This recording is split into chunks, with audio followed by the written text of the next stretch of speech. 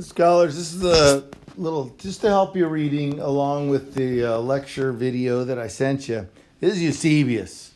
And Eusebius here, this is great stuff. He's a historian, but also a collector of earlier histories. And so very strong, foundation for history in our course, which actually Eusebius is one of the founders of our modern discipline, along with Herodotus and people like that. Notice his use of quotes. Notice his use of making sure that these sort of historic connections are being made.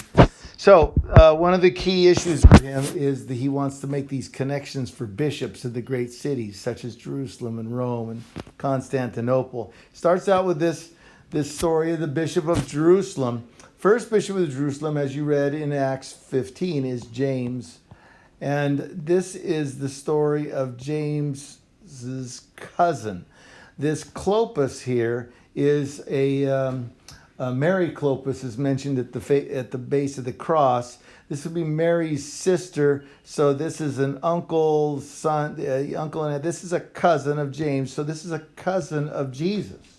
See, so the first church in Jerusalem, the bishops are cousins, a brother and then a cousin of Jesus. And the authority for this is Hegesippus. Okay, so this is interesting, and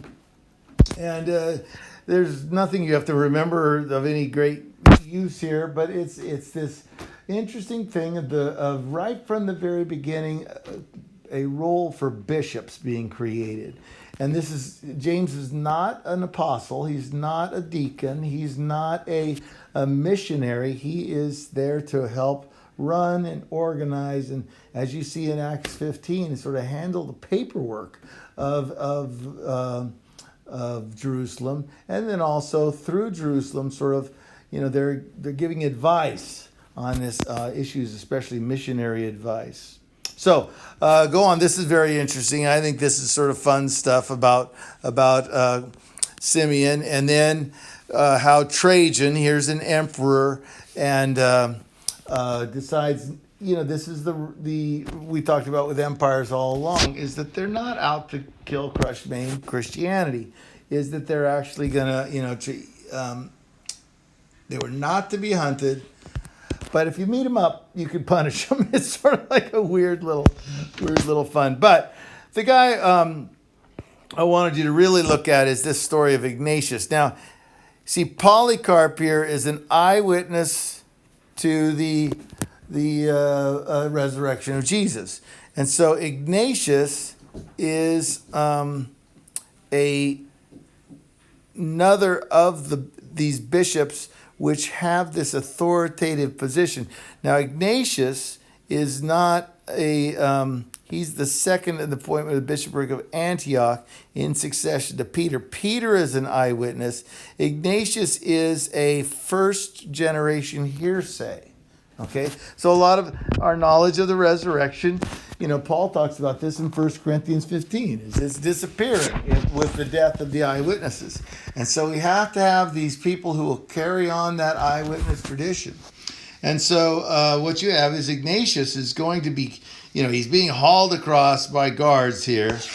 And the important thing here is that he preaches for them to hold fast to the apostolic tradition. This is that eyewitness group, the 12 that Paul wanted to be part of, becomes 13. One, kills himself, Judas, so it's back down.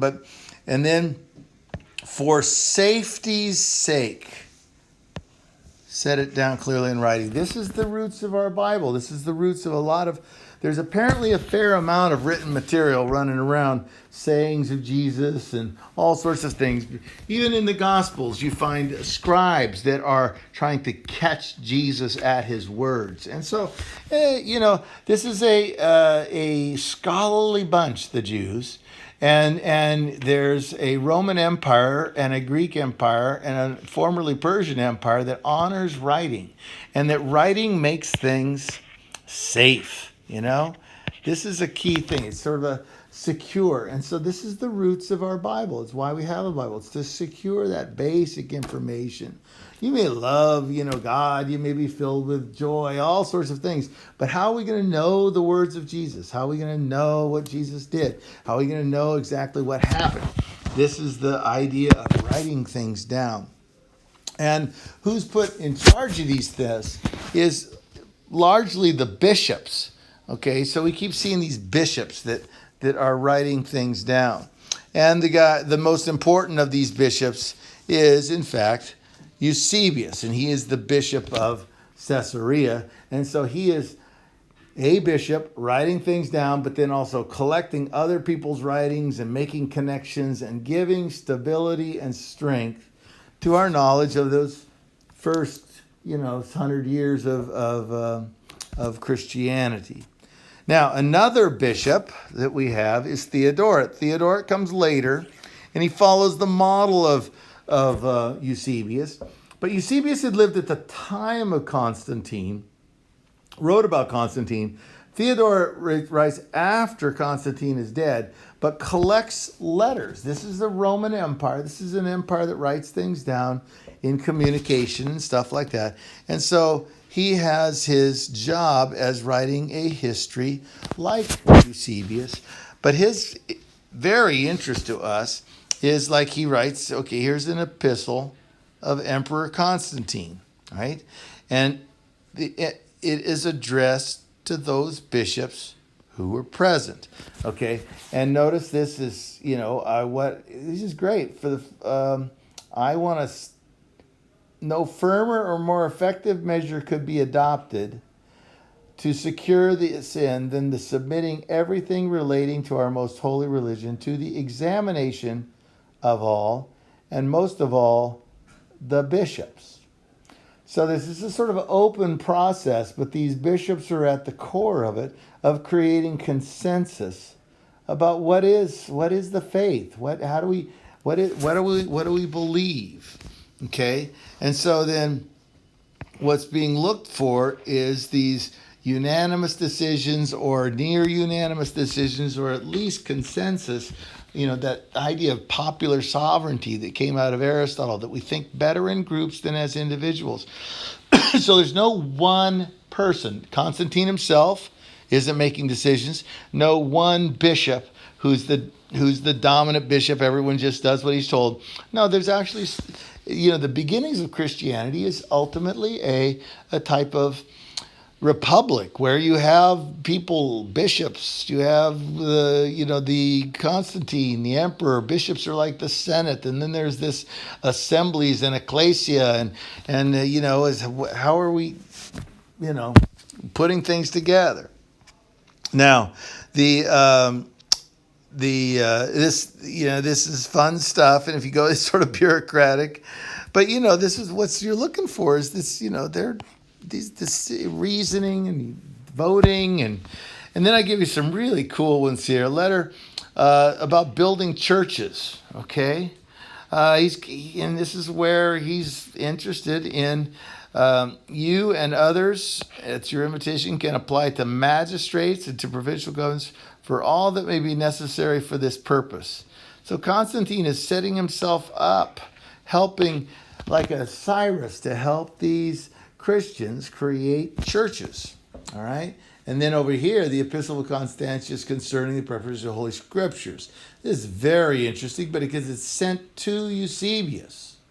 And it's in Eusebius, he's asking for copies of the Holy Scriptures. Now, the Holy Bible isn't fully developed yet. People have been gathering scriptures, the letters of Paul, the Gospels, the book of Acts. There's a bunch of the Bible that's been collected. But here these guys are, okay, I'm building new churches here. I need scriptures for these churches. I need a Bible for these churches. And so what they do is it is charged to Eusebius to do this, and Constantine himself is going to help pay for it. Fun stuff. And then, if it even gets more fun here, is you get, let's just go to this stuff with Helena, the mother of Emperor Constantine. This is St. Helen, Mount St. Helens. This is Helen, the mom, and she, when she's old, she wants to go find a place where Jesus was crucified. Okay, and she is building churches, and she's a key individual in encouraging the building of churches, and on especially the sites where important events happen. And so you get these cool sighting. You know that there's a written